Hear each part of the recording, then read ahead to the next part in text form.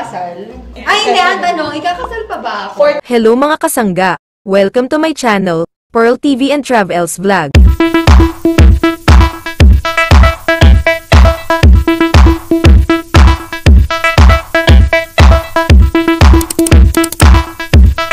Mga kasangga, narito ang hula noon kay Queen Bea Alonzo tungkol sa kasal, at mukhang nagkakatotoo na ngayon. Si Vincent ko na ba ang sinasabi sa hula? Check this out guys. Pang serious, emotion, I'm sorry. Alam ko gusto mo, ito yung gusto mo. Wala pang serious right now na nakikita ko. Hindi pa ako ikakasal? Ay, hindi. Ang tanong, ikakasal pa ba ako? 4 cards. Malay mo, hindi. Ayan, sumasang-ayon siya. Ikakasal. Si Miss Bea. Ay, nakita ko may magkahawak ng kamay. Mangungutang yan, mangungutang.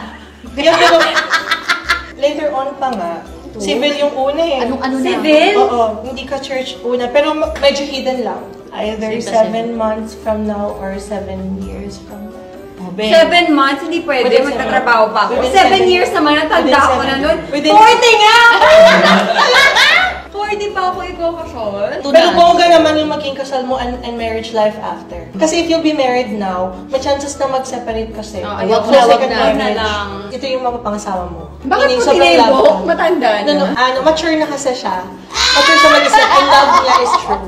Tapos, it's a good start. Magkakaanak pa ako. Magkakaanak, 4 cards. Pag good family life, nakita ko na kanina, yes, you will have. Pagkakaanak, supposed to be 3 eh, pero Gusto ko talaga 3. pero ang klaro sa akin 2. 1 girl and 1 boy. Ay, no. 1 girl and 1 boy.